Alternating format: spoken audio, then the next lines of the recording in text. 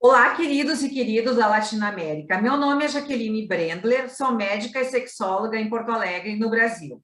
Agradeço imensamente ao Islã pelo convite de participar dessa mesa sobre desejo sexual hipoativo, no qual já falaram dois colegas, especificamente abordando homem e mulher. O meu tema é abordar o casal. Então, eu não tenho nenhum conflito de interesse sobre esse tema, trabalho com ele há mais de 20 anos, e é muito importante que fique claro o tipo de definição, principalmente para a mulher. Então, ausência de desejo sexual espontâneo, responsivo, falta de qualquer interesse em ter relações sexuais, e muita angústia, muito sofrimento em relação a isso. Baseado, então, na definição que o sexólogo escolher, ele vai procurar a prevalência da literatura.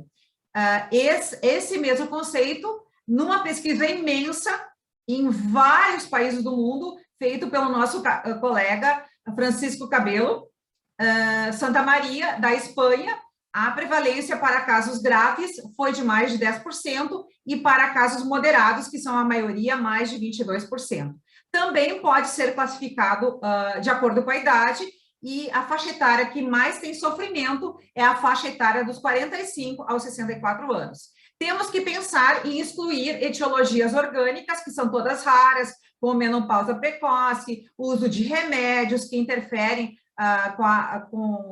diminuindo a testosterona livre, aumentando a prolactina, quimioterapia, radioterapia, extirpar os dois ovários. Então, esses não são os casais que mais vêm procurar ajuda no consultório do sexólogo, mas temos que estar atentos. Como também temos que estar atentos à injeção dos remédios para homens e para as mulheres, que podem interferir com a questão do desejo, e pensar em substituir ou reduzir a dose.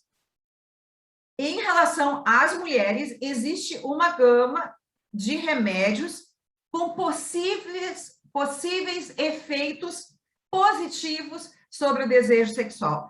Possíveis por quê? Porque a etiologia, na maioria das vezes, é multifatorial, né? Principalmente para as mulheres. Então, se a mulher estiver na menopausa e tinha boa libido, bom desejo sexual antes, nós podemos pensar em usar tibolona ou estrogênios transdérmicos. Se a mulher está naquelas situações de etiologia orgânica, que são as exceções que eu acabei de citar, podemos, então, associar o etilil estradiol à metiltestosterona. Podem ser usados cremes à base de testosterona. Outra opção seria a bupropiona. Temos que pensar que nos Estados Unidos existem duas drogas para melhorar o desejo sexual em mulheres, que é a fiblancerina e o bremelanotide subcutâneo, que foi lançado há 2 anos. Para os homens não tem discussão, a definição que existe é a do DSM-5, que está aqui no diapositivo. Então, nos homens também nós temos que fazer o diagnóstico diferencial, se não tem enfermidades de etiologia orgânica, né, ou se não tem remédios que estão diminuindo a testosterona livre, ou essa redução é causada por enfermidades. Então, enviaremos para o urologista. Temos que eliminar de homens e mulheres luto, e hipotiroidismo, e independente da etiologia ser predominantemente orgânica ou predominantemente de origem psicossocioeducacional, psicocultural, o tratamento do casal será individualizado. Aqui no diapositivo, alguns fatores psicossocioculturais. Temos que pensar num mapa do que seria o nosso tratamento para o casal. Então, primeiro, vamos ter técnicas gerais para incentivar a melhoria da comunicação, para melhorar a intimidade não sexual, para melhorar a questão lúdica, depois técnicas específicas para homens e mulheres melhorarem o seu desejo sexual, E com o progresso dessas técnicas, nós podemos incentivar mais a sedução dos jogos eróticos e voltar a pensar em ter coito. Por quê? Porque a técnica, a meu ver, mais importante de todas é a proibição do coito. Então, com o coito proibido, nós temos que pensar nas técnicas gerais, que é investir em si mesmo, não estacionar no tempo, não se aposentar da vida, estar em constante estado de crescimento, ser admirável, não descuidar da aparência física, investir no outro, validar o comportamento do outro, estar atento para as necessidades e desejos do outro, interesses do outro. Temos que investir no relacionamento, escutar o outro, manter e iniciar o diálogo, proteger a privacidade do casal. E em relação a investir no relacionamento, nós temos que criar tempo disponível para o casal, fora do sexo, porque o sexo foi proibido pela técnica. Então, temos que criar momentos agradáveis juntos, momentos agradáveis, românticos e lúdicos. Eu sugiro 2 a 3 turnos por semana, o que eu chamo de ilhas de isolamento do casal ou ilhas de ócio, para estimular a intimidade não sexual. Segundo a Carmita Ávido, né, um fator importante que atrapalha o desempenho sexual das mulheres é o cansaço. E de onde ele vem? Da tripla jornada de trabalho, na qual as mulheres são as responsáveis, em muitos casos, pelas tarefas domésticas e pelo cuidado dos filhos, além de ser uma profissional fora de casa. Então, temos que negociar essa questão da divisão de tudo que é feito em casa com o homem. E, então, o verbo certo é dividir e não é ajudar. Pensando nas técnicas da linha cognitiva comportamental, temos que identificar e esclarecer sobre crenças, valores e mitos que estão atrapalhando, que estão prejudicando o desejo sexual. Temos que usar técnicas da cognitiva comportamental, né, para conseguir desfazer, então, essas crenças, os mitos, né?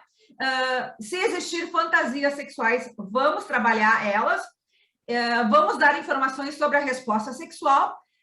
Eu não uso a técnica do coito exigente, embora ela esteja relatada na literatura. Como eu falei para vocês, a técnica mais importante é do coito proibido, e quando essa técnica for aplicada, nós já podemos liberar a focagem das sensações grau 1 e grau 2. E também temos que identificar os comportamentos, os pensamentos antissexuais, e se perguntar, se questionar como estão os incitadores sexuais. A questão da sedução, um deles é muito ruim na sedução, um deles está muito desleixado na aparência física, não, passou a não ser congruente mais com a fantasia sexual, era congruente no início do namoro e agora não é mais. Como estão as novidades? Havia adequada estimulação física? E o orgasmo, ele estava presente na maioria das relações sexuais, porque ele é um forte estimulante do desejo sexual pros dois, do casal. Então, aqui tem um resumo das técnicas que são possíveis de serem aplicadas para a mulher. A cognitiva comportamental tem mais de 20 técnicas, a maioria delas eu já citei aqui.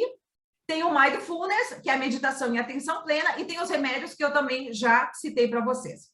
Então, tem uma outra técnica que eu publiquei em 2005, que chama Cardápio Sexual, baseado no pensar em sexo, para mulheres com baixa libido. Então, se oferece para essas mulheres uma lista com o nome do filme, o nome do diretor, que o terapeuta conhece bem o filme, e também se oferece lista de livros e contos eróticos para as mulheres.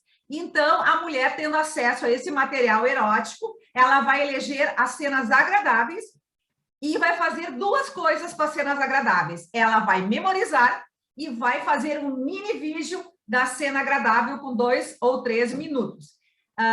E o que ela vai fazer com as cenas agradáveis, depois que ela memorizou e depois que ela fez o vídeo, ela vai pensar 3 vezes por dia nas cenas memorizadas, ou vai ver o vídeo 3 vezes por dia. Uma vez de manhã, uma vez de tarde, outra vez de noite. E também pensar nas cenas antes de ver o parceiro, ou ver o vídeo antes de encontrar o seu parceiro sexual. Pensando mais em sexo, ela vai se identificar mais com o papel de mulher sexuada, assim como faz com o papel de mãe, de filha e o papel profissional. Então, né, para encerrar a parte de mulher, eu gostaria de dizer a vocês que quem tem treinamento com Mindfulness, que é uma técnica que começou a ter publicações no ano 2004, então já fazem 17 anos, embora ela tenha ficado imensamente conhecida nos últimos 10, com as publicações de Lori Broto. Então, quem tem treinamento específico pode usar essa técnica, porque ela tem eficácia para resgatar o desejo sexual das mulheres.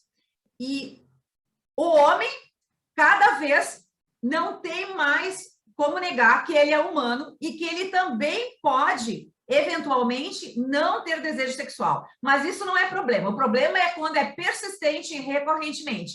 E nós sabemos que os homens têm uma memória visual bem grande e que eles recebem material erótico pelo WhatsApp várias vezes ao dia. Então, esses homens vão usar as mesmas técnicas, a mesma técnica que as mulheres usaram para aumentar o seu desejo sexual. Mas com os homens nós temos que discutir muito a questão da cultura machista, que liga o desejo sexual a ser viril, a ser homem, né?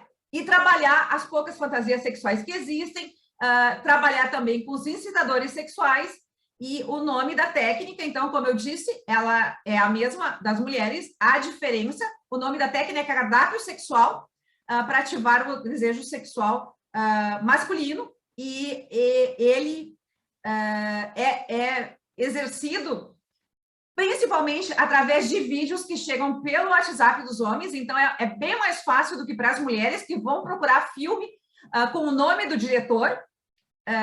E os homens não usam contos, usam preferencialmente os videozinhos que eles vão editar e vão ficar só com a cena agradável para pensar 3 vezes ao dia. Então, esse meu trabalho, lidando com homens, utilizando apenas vídeo, foi publicado há 2 anos atrás no Jornal Internacional de Saúde Sexual. Então, pessoal, é exatamente igual às mulheres, eles vão pensar 3 vezes ao dia, vão ver o vídeo 3 vezes ao dia e vão ver também o vídeo ou pensar nas cenas dos vídeos antes de encontrar a mulher, e quando o desejo retornar, para substituir as distrações não eróticas na hora da transa, eles lançam mão de puxar pela memória a questão das cenas. Não podemos deixar de falar que a aparência física, as roupas, são estimulantes sexuais. Novas posições sexuais são estimulantes. E tudo isso tem em demasia no início dos relacionamentos. Então, a melhor roupa para sair com ele ou com ela, a melhor roupa para ir para a cama ou para o encontro erótico também é especial. E tudo isso, depois de alguns anos, cessa esse tipo de investimento. E ele tem que retornar, porque novidades acionam a liberação de dopamina, que aciona a área de recompensa cerebral, e o outro fica memorizado como extremamente erótico. Então, queridos e queridas, agradeço a sua participação e estou disponível para as perguntas. Agradeço também ao Islam. Aqui estão o meu website, meu e-mail e as minhas redes sociais. Falamos, então, sobre as dúvidas de vocês. Muito obrigada.